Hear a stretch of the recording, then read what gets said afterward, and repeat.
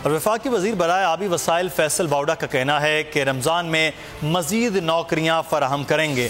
उन्होंने मोहम्मद एम के इफ्तिताह के मौके पर बोल न्यूज़ प्रोग्राम के एंकर पर्सन वकार ज़का से बात की। आइए आपको दिखाते हैं।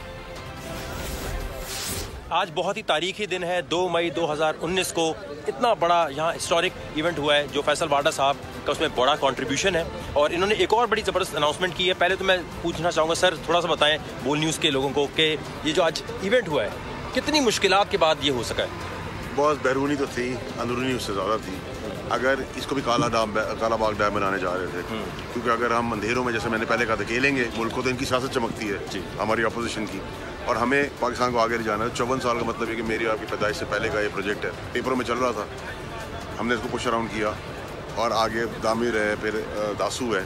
आज आपने एक और बहुत बड़ी अनाउंसमेंट की है, वो ज़रा बताइए हमारे नाज़रीन। देखिए सर, मसला ये है कि कोई आउट ऑफ द बॉक्स कोई चीज़ करके दिखाए तो बात है ना। आप लोग गधे को भी पैसा दे दें तो वो भी काम कर लेगा। सही बात है। मैं पहला पाकिस्तानी होऊंगा, पहला MNA होऊंगा, पहला वजीर होऊंगा जो अपने पैसों से, अपने दोस्तों के पैसों से, पाकिस्तानियों के पैसों से, और हमारे पास पाकिस्तानी लोग मुझे वो मिल गए हैं जिनकी वजह से मुल्क में बहुत कुछ हो रहा है पीछे को, बिहाइंड द कर्टन।